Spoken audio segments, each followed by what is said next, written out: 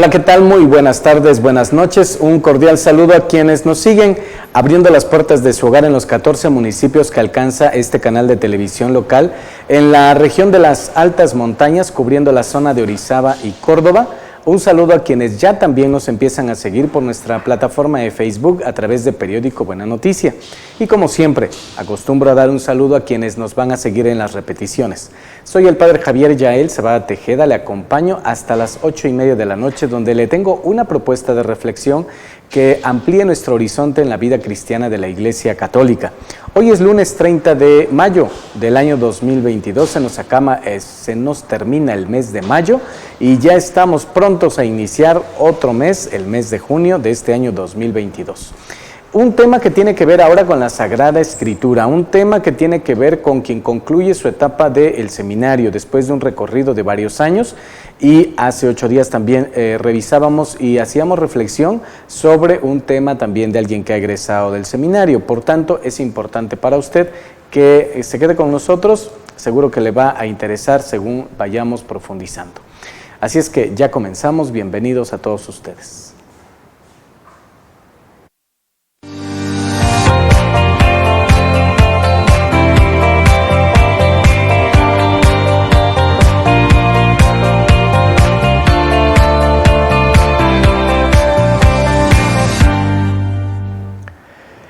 Este es el caso de uno de nuestros seminaristas que ha caminado, cursado, vivido en el seminario 12 años.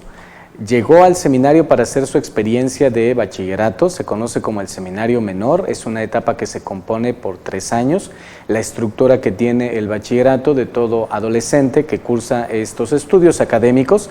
Después en el seminario continúa la experiencia de curso introductorio, es un año que abre todo el camino de lo que se llama el seminario mayor. Después viene la licenciatura en filosofía que se cursa en 4 años y después la experiencia de teología que también se estudian 4 años. Es el caso de nuestro seminarista que ahora presento, César Cepagua Gutiérrez, a quien le doy la bienvenida a este programa de televisión. César, bienvenido y gracias por aceptar nuestra invitación.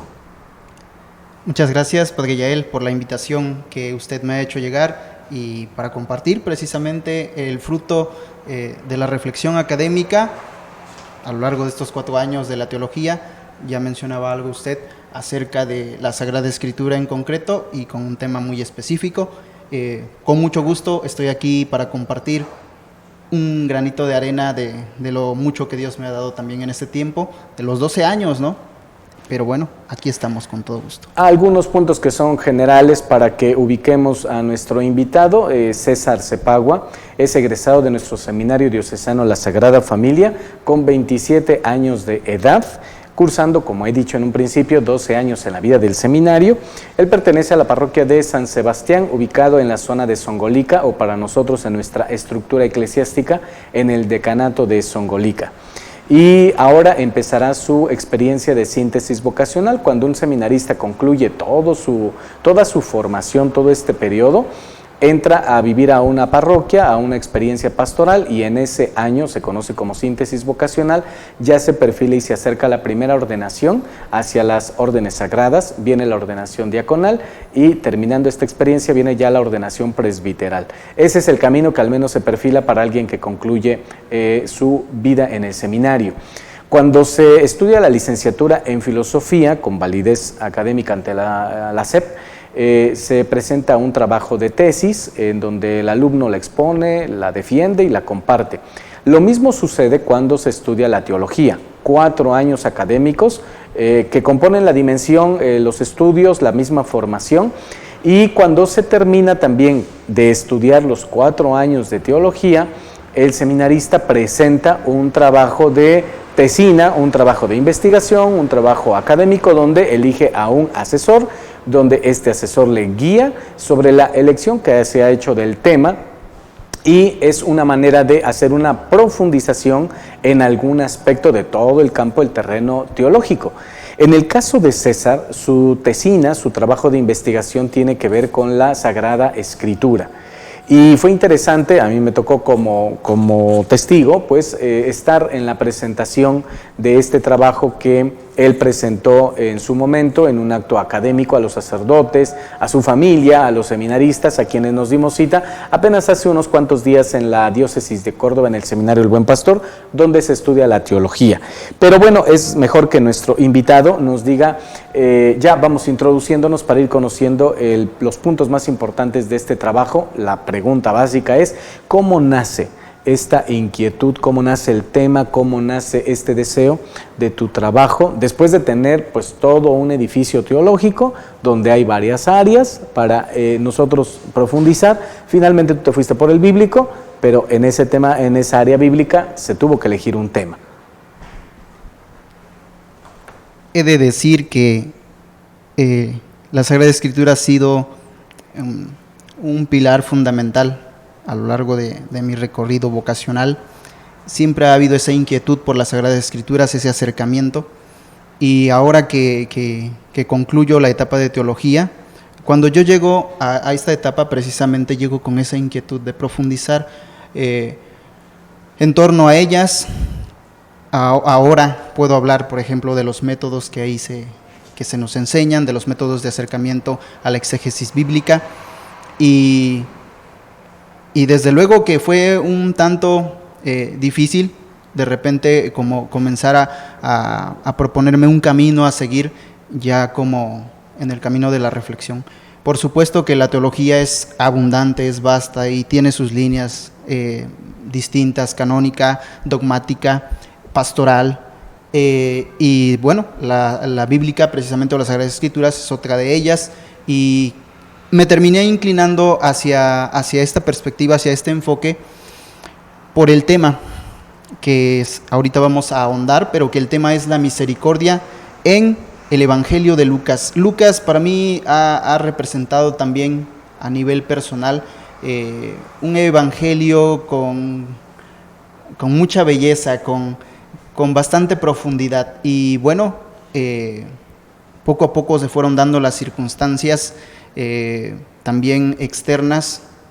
Estamos saliendo de un tiempo de pandemia, ¿no?, donde este tiempo ha tocado fibras internas a nivel personal, pero también a nivel familiar, y vislumbro a nivel de la sociedad, en el que nuevamente hemos como tocado la carne de nuestros hermanos. Hemos tenido momentos difíciles, momentos de pérdidas, y eso hace precisamente como renacer en mi reflexión personal, pues el interés por el tema de la misericordia, y concretamente en el Evangelio de Lucas. Y ya una inquietud, digámoslo así, concretamente académica, en el sentido de pues, ¿a qué voy a responder con mi proyecto de investigación? Pues es ser consciente y leer en los tiempos que vivimos, cómo de repente en nuestra sociedad se ha ido como ya estableciendo, se ha ido haciendo parte una cultura del descarte, es decir, una cultura donde se invisibiliza a muchas personas. Ahorita no me refiero concretamente a algunas, pero de repente como que esta cultura del descarte me interpeló bastante, y a nivel creyente, como cristiano, me preguntaba a mí mismo, ¿qué tengo que hacer? ¿Qué es lo que qué respuesta puedo dar yo ante una sociedad, ¿no?, que de repente sale de un tiempo de pandemia con muchas dificultades? ¿Qué puedo yo ofrecer desde lo que yo estoy reflexionando, desde lo que yo estoy haciendo? ¿Qué palabra puedo aportar de esperanza, sobre todo, ¿no? Y mostrar como esta imagen dentro de la Iglesia, que es la misericordia. El Papa Francisco en este sentido pues es un maestro respecto de estos temas, habla bastante sobre ello, y también hay un impulso más acerca de este tema. Entonces, estas son las condiciones en las que se fueron fraguando de alguna manera pues la inquietud por este tema, por esta perspectiva. El padre Luis Gerardo Vargas especialista en Sagrada Escritura de la Diócesis de Córdoba, es quien te acompaña en este trabajo, y entiendo que él como asesor junto contigo van perfilando una pregunta que se vuelva eje para profundizar este tema. Finalmente, ¿cuál es la pregunta guía que te ayuda a decir, voy hacia este punto, pero también no me tengo que salir de esta línea para poder realmente hacer un trabajo de profundización? La pregunta que guía todo el proceso de investigación de tu trabajo que has presentado. Sí, precisamente el padre Luis Gerardo, que se especializó académicamente en las Sagradas Escrituras, fue fundamental en este proyecto de investigación y en conjunto fuimos elaborando este trabajo de investigación, fuimos proponiendo de alguna manera una línea a seguir, y la pregunta fundamental fue la siguiente: con respecto a lo que Lucas ofrece en su reflexión bíblica, ¿qué es lo que dice acerca de la misericordia? Bien, para irnos a la pausa, tuviste que ir a la Sagrada Escritura, al Nuevo Testamento, al tercer de los Evangelios, como van formaditos en la Escritura. ¿Tuviste que abordar el griego en algún momento? Así es. Bien, vamos a regresar, vamos a hacer una pequeña pausa y vamos a ver hasta dónde tuvo que profundizar César y cómo un seminarista que hace un trabajo de tesis, un trabajo de tesina, qué pasos tiene que dar académicamente para que pueda avalarse como estudioso en las ciencias teológicas. Vamos a hacer una pausa y ya volvemos.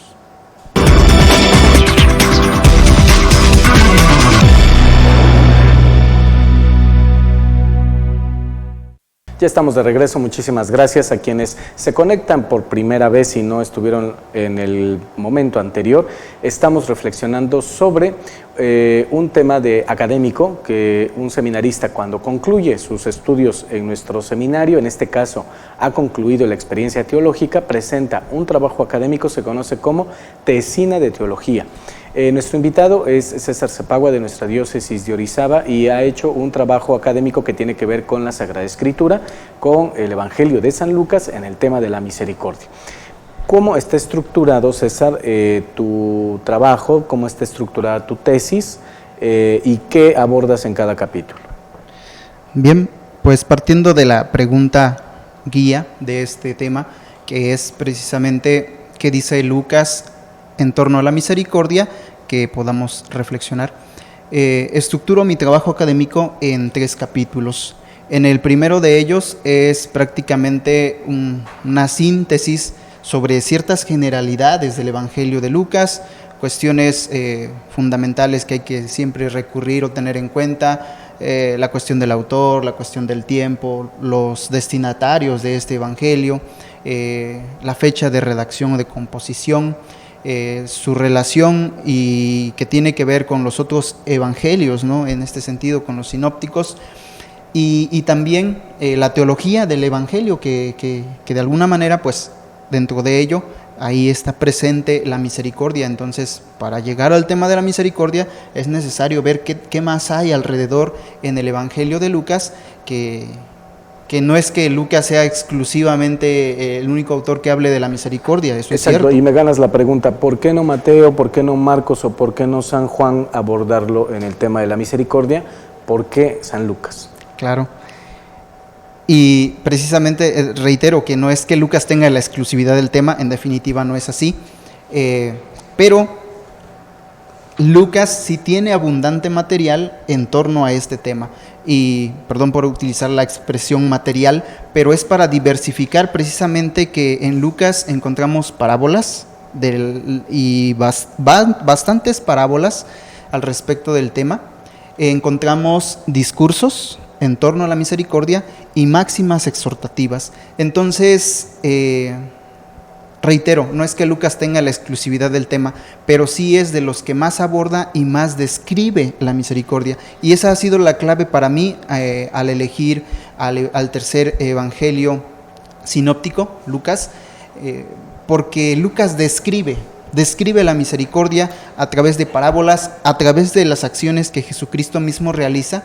En este sentido, Lucas realiza un trabajo magistral al encarnar en la persona de Jesús todas estas actitudes de la misericordia y las notas que la acompañan. Entonces, y en todo este material de Lucas, que es vasto, ¿en qué parábola te fijas? Bueno, ahí viene otra tarea bastante interesante, porque estoy mencionando precisamente que hay bastante material en torno a la misericordia.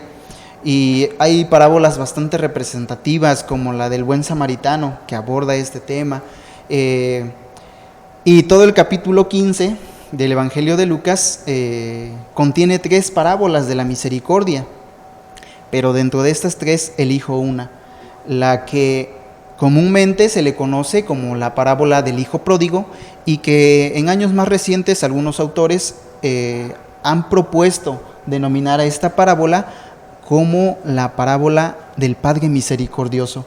Entonces, este cambio en la perspectiva de cómo denominar esta parábola también da un nuevo aire a la reflexión que se puede hacer sobre esta parábola, y bueno, es ahí donde me engancho yo para partir mi reflexión acerca del tema de la misericordia. Entiendo que el capítulo 2 ya es la parte cumbre, la parte profunda, donde ya tú puedes desmenuzar y profundizar ya la parábola en sí misma, ¿no? Una vez que en el primer capítulo has planteado ya lo que nos comentas, es decir, situarnos en qué evangelio, el tiempo, el autor, los destinatarios, la cultura, etcétera. Ahora entramos al segundo capítulo ya directamente con la parábola. ¿Qué sorpresas o qué enseñanza te fue dejando esta profundización? Sí, cuando yo me meto al trabajo de investigación, identifico ya qué es lo que voy a hacer. Tengo una bibliografía base, tengo ya ubicadas ciertas parábolas, ciertos textos bíblicos que me van a ir marcando la pauta a seguir. Pero al irme adentrando, resulta sorprendente encontrar cuadros, imágenes, personajes, escenas que de verdad plastifican lo que es la misericordia. En este sentido, el segundo capítulo, como ya bien menciona usted, es precisamente la profundización sola y exclusivamente en esta parábola. Entonces hay un trabajo de delimitar todo el texto, ¿no? Para aislar este texto hay que ubicar ciertos criterios de personajes, de temas, de la teología que se está abordando, dónde se encuentra la parábola del Padre Misericordioso en toda la narrativa lucana, ¿no? Entonces, poco a poco, a través de un método que es la crítica textual, voy descendiendo hasta lo que más se pueda al corazón de la parábola del Padre Misericordioso. Y bueno, la crítica textual en este sentido, pues cumple una función fundamental. Entiendo que cuando vamos a esta parábola nos encontramos las actitudes del padre, las actitudes del hijo menor, las actitudes del hijo mayor. Encontramos también en otros ejes secundarios, pues también los que están allí participando de toda esta escena. ¿Cuáles serían como las actitudes del Padre Misericordioso que más tú subrayas y destacas en Lucas? Ciertamente Lucas logra una riqueza en sus personajes cuando los presenta. Y bueno, ahorita refiriéndome al Padre que se describe en la parábola, hay un verso fundamental del capítulo 15, el versículo 20, que describe toda la acción del Padre. Y en este sentido, palabras más, palabras menos, dice así: y se levantó para marchar hacia su padre, refiriéndose al hijo pródigo, ¿no?, que está queriendo regresar. Pero los versos que siguen dicen: estando todavía lejos, su padre lo vio, se conmovió y corrió a arrojársele al cuello y besarlo. Tres verbos que nos están describiendo el actuar del Padre: ver, conmover y correr. Con esta actividad que los verbos nos están de alguna manera denotando, describiendo, yo quiero hacer hincapié en que lo que estoy describiendo, estoy tratando de describir o de descubrir como mensaje central de la misericordia en el Evangelio de Lucas, es precisamente esta actitud de encuentro que el Padre tiene, a través de estos 3 verbos que lo describen: ver, conmover y salir al encuentro. Bien, perdón, 2 cosas. Una, me ha hecho pensar esta parábola las veces que la he podido leer, meditar y predicar. ¿Qué está pensando Jesús cuando está describiendo de manera efusiva toda esta palabra? Porque pues, nos está hablando de su papá. Entonces, él está describiendo quién es su papá. E interesante que aquí no le coloca Lucas ninguna palabra todavía al Padre, sino que toda esa descripción está en una atmósfera de actitudes, que tú la haces el encuadre con el ver, el conmoverse, ¿no? Y el llegar y abrazar, y que lo llena de besos todavía más, ¿no? Y ese encuentro como el que ya trae el discurso armado, como es el hijo menor, una vez que ha tocado fondo, ya que ha reflexionado y que ha dicho: me levantaré, iré a mi padre y le diré: Padre, he pecado contra el cielo y contra ti, ya no merezco llamarme hijo tuyo, tómame como uno de tus criados. Es decir, el argumento está bien armado, el argumento de arrepentimiento, pero también el argumento de la propuesta, le lleva la propuesta al padre, casi le lleva la receta, y resulta que el padre, ¿verdad?, es todo lo contrario, ¿no? Es lo que encontramos en esta parábola interesante. Y es que descubro, al momento de profundizar la parábola, que el hijo menor está moviéndose en una lógica muy humana. Creo yo que en algún momento, esto es una característica de las parábolas de Lucas que hacen que uno, cuando las lee, cuando se mete a ver estas parábolas, pues se sienta uno parte o se identifique con alguno de los personajes. Bueno, la actitud del hijo al preparar su discurso de arrepentimiento y qué era lo que iba a hacer, se está moviendo en una lógica muy humana, que se responde a la proporcionalidad. Él sabía que había cometido una falta, él sabía que ya había malgastado la herencia que le correspondía según las costumbres del pueblo de Israel en aquel tiempo. Al primogénito le correspondían 2/3 partes de la herencia total. Al hijo menor, que son 2, pues le corresponde solamente una parte de las 3. Y entonces, pues ya lo había derrochado, ya no tenía. Entonces él va y se propone ser un trabajador más. Pero la lógica del padre es bastante distinta. La lógica del padre está en otro nivel, sí. De verdad que sí, casi a la inversa, exactamente. Y esto también lo podemos ver reflejado en la actitud que el hijo va a tomar. El hijo mayor que después va a entrar en escena en esta parábola, que también se mueve más o menos en la misma línea lógica que el hijo menor. Pero el padre, en definitiva, está en otro nivel. Y que el hijo mayor le lleva bien cuentas al hermano menor, y que después también se lo va a hacer saber a su papá, ¿verdad? Es decir, va a ser toda la descripción de su hermano. Y bueno, esto sucede comúnmente en la vida ordinaria de nosotros, las familias, ¿verdad? Que entre hermanos nos conocemos muy bien, y para hablar de las virtudes, pues le pensamos 2, 3, 4 veces, pero cuando decimos los errores de mi hermano, pues los tenemos pero bien checaditos. Bueno, eso aparece también en esta parábola. Ya volvemos, hacemos una pausa para ver cuál es la propuesta o qué extrae César en este trabajo que sea para compartir con ustedes. Ya volvemos.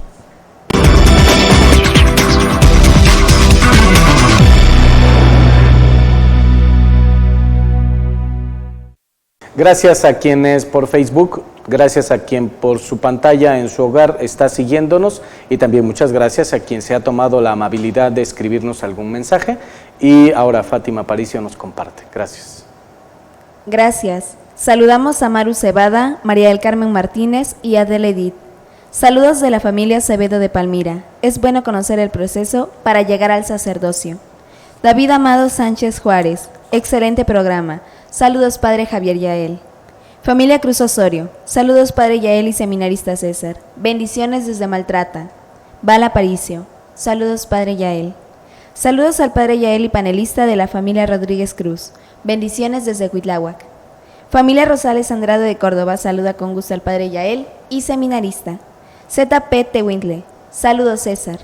Familia González Saavedra. Bendecida semana, Padre Yael. Ojalá vengan a Cosco este año. Familia Espino saluda al Padre Yael desde Coatepec. Montserrat Maceda, saludos, Padre Yael, buen tema. Familia Romero Sánchez de Tehuacán. Como cada lunes, un tema muy interesante. Bendiciones. Familia Reyes Hernández de la Colonia Librado Rivera. Bendiciones, Padre Yael y seminarista César. Familia Ugalde de Paso del Macho. Saludos, Padre Yael. Bendiciones. Familia Gutiérrez Pérez de Jardín 2. Buen tema, Padre Yael. Saludos. Muchísimas gracias a quienes amablemente nos escriben. Desde luego también al psicólogo David Amado Sánchez, ubico que estás en Tehuacán, muchísimas gracias por seguirnos y que también hagas esta mención del programa como interesante, por supuesto a todos los que en la región y en nuestra diócesis y fuera de la diócesis también nos están siguiendo, muchísimas gracias.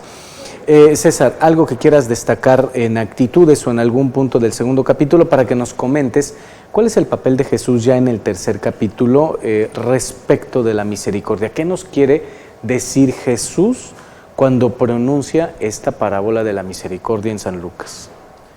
Pues que precisamente las actitudes descritas del Padre ahora las vamos a reflexionar en el tercer capítulo a través de otro método que es la intertextualidad, que ahora Él es el que las escenifica con su actuar a través de ciertas parábolas, pero también a través de su contacto con los enfermos, con los pecadores, con los endemoniados. En toda su acción, en este sentido, Jesús va a reflejar estas actitudes. En el segundo capítulo me aboqué precisamente a simple y sencillamente describir la misericordia que el mismo Jesús está describiendo, pero del Padre. Es decir, Jesús habla de lo que le ha visto al Padre. Y en este sentido no puedo evitar decir, aunque no lo toco, no lo menciono en el trabajo académico, estamos hablando del Padre, de Dios evidentemente, pero creo que también ahí cabe la figura de San José, porque Jesús también tuvo que ver algo en la figura de su padre José para aprender algo de lo que también él está pronunciando. Desde luego que hablamos de la misericordia de Dios Padre, pero seguramente José también tuvo que aportar algo ahí. Y entonces, la misericordia... Sí, porque, perdón, la interrupción, porque Jesús toma carne humana, claro, y Jesús entra a la historia, así lo decidió el Señor, así Dios en su designio divino, entrar a la historia de la salvación y someterse a todo este crecimiento natural de toda criatura, de modo que él llega a una familia, llega a un hogar, hay un papá, hay una mamá, y uno se pregunta, bueno, ¿de quién aprendió la actitud del cariño? ¿Quién le enseñó esta expresión amorosa? ¿De quién vio estos gestos y estos tratos que ahora describe Lucas? Y Jesús los va diciendo, y corrió y lo abrazó y lo llenó de besos, y pues el contexto familiar en el que Jesús se va creciendo, pues también lo van educando en esta dinámica del amor. Claro. Y bueno, esto nos da pie a precisamente pasar a lo que el tercer capítulo describe o se trata, que es simple y sencillamente descubrir en qué momentos de su vida Jesucristo pues practicó la misericordia de la que él habla del Padre. Pero aquí también vamos a dar un salto importante, porque no solamente es descubrir lo que Jesús hace con misericordia, que sí es el contacto con los enfermos, con los pecadores, con los publicanos, pero es que Jesús, al menos en la perspectiva lucana, lo hace también con la intención de enseñárselo a sus discípulos. Y esto es lo fundamental, porque no es que Jesús esté como presumiendo solamente esta misericordia que ha visto en su Padre, sino que Él la está enseñando, está haciendo, la misericordia la está haciendo testimonio, con una finalidad. En la narrativa lucana se colocan por lo menos 7 parábolas que toman o retoman el tema de la misericordia entre los capítulos que van del 9 al 19, que es una sección conocida como el camino a Jerusalén o la subida a Jerusalén. Y en este recorrido Jesús va enseñando a sus discípulos, y una de las cosas que todo el tiempo va a estar mencionando Jesús es esto, la misericordia. No les dice qué es la misericordia, pero se los enseña con sus acciones, con sus gestos. Y hay tres Porque parábolas. dicho sea de paso, Jesús no es de que defina con palabras la misericordia, que diga en algún momento la misericordia es esto, sino que uno lo va viendo retratado en gestos, actitudes y en tantas parábolas que dice. Claro. Y entonces San Lucas evidentemente está empapado, como tú dices, de todo este material que va presentando de la misericordia. Y en este sentido, hay tres parábolas que en este itinerario que podemos marcar como caminar del discípulo que Jesús quiere insistir. Una, la parábola del buen samaritano, que es también una parábola muy, muy bella, que tiene bastantes puntos de reflexión que podemos retomar de ahí. Pero bueno, ahí se está refiriendo a la misericordia que se describe hacia el hombre, que tiene que practicarla hacia sus semejantes, ¿no? La pregunta por el prójimo, que es la que mueve en este sentido la reflexión. La que está en el corazón de esta sección es la parábola de la cual he partido, que es la parábola del Padre Misericordioso. Y finalmente un cuadro muy, muy bello, que es el encuentro de Jesús con Zaqueo, donde no hay una parábola, pero sí hay una escena muy, muy plástica, muy, muy bella, donde se retrata nuevamente la misericordia. Y en este caso es Jesús mismo quien está practicando la misericordia con un personaje no muy querido, ciertamente, ¿no? Es de los personajes despreciados, pero eso es una constante en toda la narrativa lucana. Siempre que va a aparecer una parábola de la misericordia o alguna exhortación al respecto, viene precedida de una inquietud, de una pelea que tienen publicanos, contra los publicanos y contra los pecadores, el grupo de los fariseos. Entonces, bueno, en ese sentido nos van marcando la pauta estas tres narraciones, la del buen samaritano, la del Padre Misericordioso y el encuentro al final de Jesús con Zaqueo. Recuerdo que tú enunciabas en tu trabajo la exigencia testimonial del discípulo, es decir, la misericordia del Padre que presenta a Jesús como exigencia, vamos a decir como nota esencial de quien es discípulo del Maestro. ¿Cómo se da paso de la misericordia divina a la práctica de la misericordia en la vida del hombre? Partimos del principio que hemos descrito ya al principio. Dios Padre es misericordioso, así lo ha dicho Jesucristo. Jesús mismo encarna esta misericordia y la encarna para enseñársela a sus discípulos. Pero para conectar y de alguna manera entretejer todas estas pistas que nos ha ido dejando Jesús, voy a referirme a un texto que está un tanto antes de todas estas narrativas que hasta ahora he dicho. Es en Lucas 6:36, una frase muy muy breve, una exhortación que dice: sean misericordiosos como su Padre es misericordioso. Y esta afirmación tiene bastante relevancia porque el contexto en el que es pronunciada, Jesús había estado hablando del amor que se le tiene que tener incluso a los enemigos. Entonces, esta exhortación de sean misericordiosos como su Padre es misericordioso es todavía exigir aún más a esto que ya Jesús mismo ha querido decirnos de amarnos los unos a los otros. De alguna manera es el trabajo que he realizado, me sirvo de un método que es la intertextualidad, y ese método nos da ciertas ayudas para identificar textos que resuenan en otros lugares o en otros pasajes o en otros textos fuera a lo mejor del Evangelio de Lucas, pero que tienen que ver con esta exhortación de Jesús. En ese sentido, sean misericordiosos como su Padre es misericordioso, viene a coronar la afirmación fundamental de Jesús de que todo seguidor de Él, sus discípulos, y ahí estamos incluidos en definitiva todos nosotros, hemos de practicar la misericordia. La tarea nuestra es descubrir cómo vivir esta misericordia, porque ya también usted lo reiteraba, Jesús no nos deja en ese sentido una definición, más bien es una cuestión de revisar la vida de cada uno de nosotros como seguidores de Jesús, como sus discípulos, para poder ahora sí poner en práctica esto que hemos descrito de Él. Y al final también hay ciertas actitudes que podemos humanamente nosotros practicar. Es una actitud, es un estilo de vida que Jesús lo va a describir de lo que ha visto de su Padre eternamente y también de lo que ha visto en su hogar, y ahora también lo va reflejando con actitudes muy concretas que lo va a dejar para todos sus discípulos como una exigencia para quien también se diga seguidor del Maestro. Voy a hacer una pequeña pausa y voy a regresar al último bloque. Si algún comentario, alguna pregunta de usted, bienvenidos. Ya volvemos y hablaremos de la peregrinación este próximo miércoles 1 de junio en la diócesis de Orizaba, a los pies de la Morenita del Tepeyac. Ya volvemos.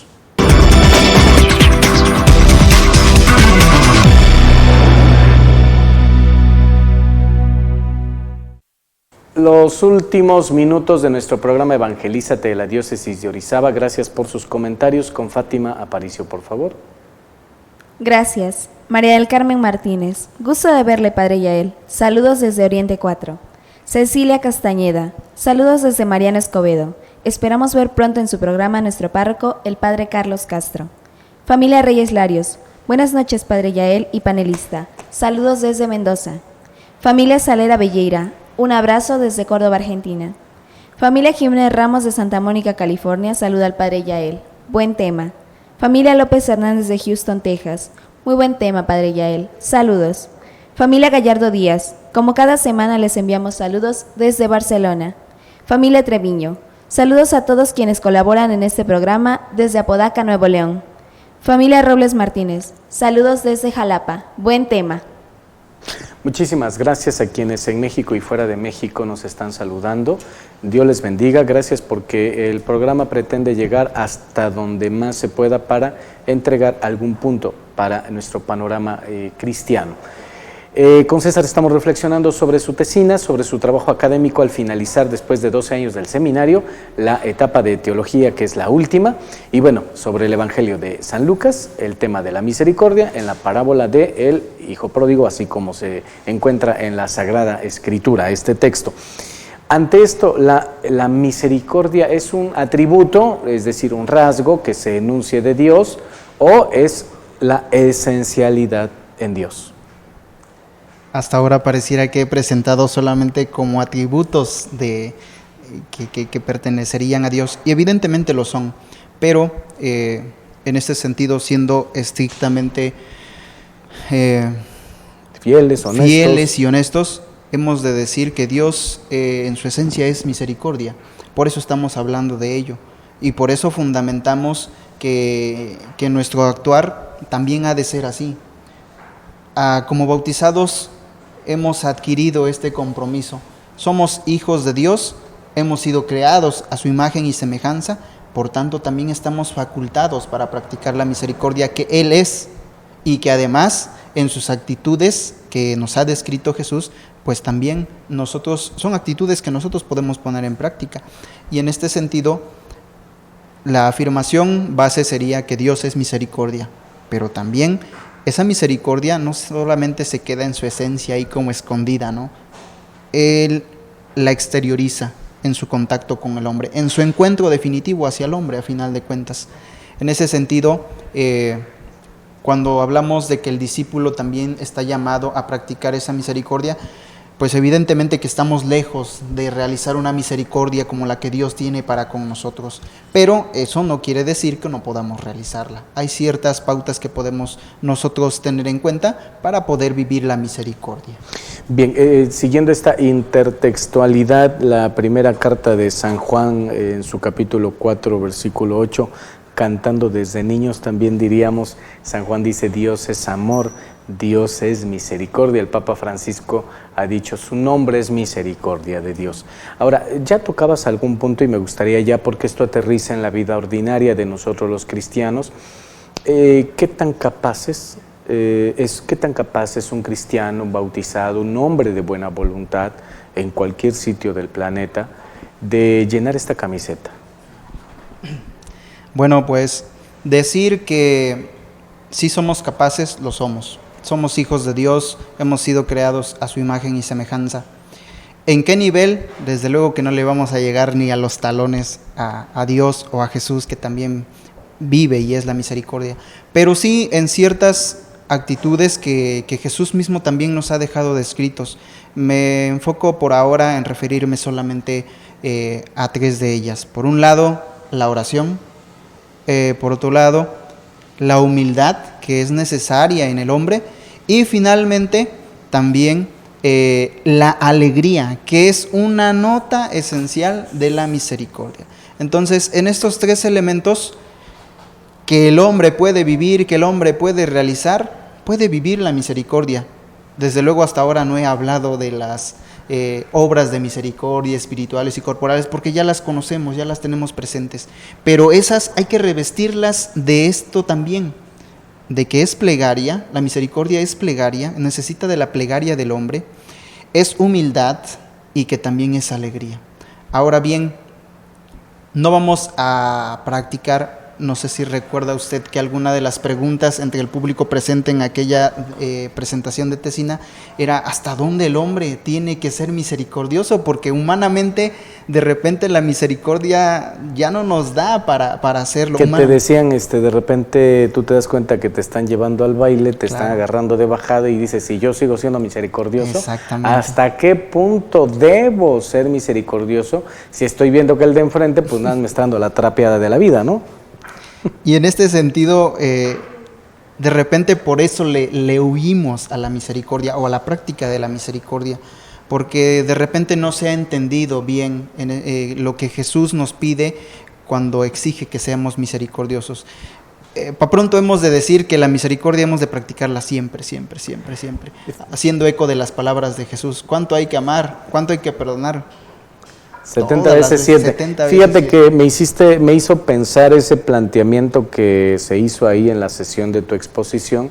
¿Hasta dónde? ¿Hasta qué grado? Y yo pensé en ese momento, ya no lo expresé después, ahora aprovecho para, ya que has sacado a colación esa pregunta, decía hasta el grado de la cruz.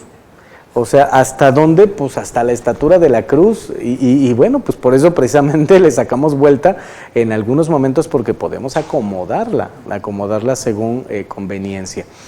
Dos cosas más, César, antes de cerrar nuestro programa. Uno, ¿qué le agradeces a tu asesor? El asesor siempre es un acompañante, es un guía y finalmente, ¿qué te hace ver o qué te insiste el asesor, que en este caso el padre Luis Gerardo, en que no pases desapercibido este punto? ¿En qué te centra? Finalmente, que tú digas, le agradezco al asesor esto en mi trabajo académico.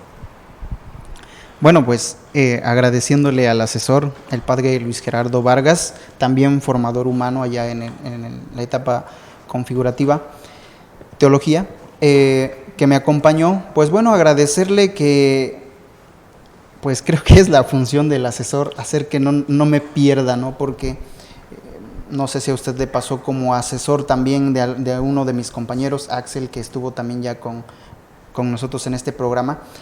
Pues de repente uno al ir leyendo, al ir investigando, pues encuentra uno por acá y por acá me puedo ir y por acá puedo también seguir esta perspectiva. Entre tanta bibliografía. Entre tanta cosa que uno encuentra, y de verdad que la hay cuando uno se mete a profundizar, en este caso en el ámbito bíblico.